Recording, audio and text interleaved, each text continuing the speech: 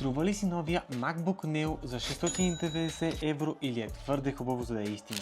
Apple направо изненадаха всички с този модел, защото това е най-евтиният им MacBook до сега. Neo не е като другите им лаптопи от поредицата. Той работи с чип от iPhone 16 Pro Max, A18 Pro и е идеален за ежедневни неща, като скролване в TikTok, гледане на Netflix и учене, но не е много добър за тежка работа. И все пак тук имаме батерия, която издържа до 16 часа, 13-инчов Retina дисплей, много лек и удобен дизайн и много готини ярки цветове като розово, синьо и цитрус. Това, което забелязваме от маркетинга на Apple напоследък, е, че наблягат на по-евтини продукти, за да привлекат нова аудитория. Таргетът – хора, на които не им задава 4К за MacBook, но не искат да се отделят от екосистемата. Проблемът на много потребители обаче тук е, че идва само с 8 ГБ RAM. И тук идва въпросът: харесва ли ти новия MacBook Neo? Би ли си го купил? Напиши в коментарите и не забравяй да последваш News за още интересни видеа.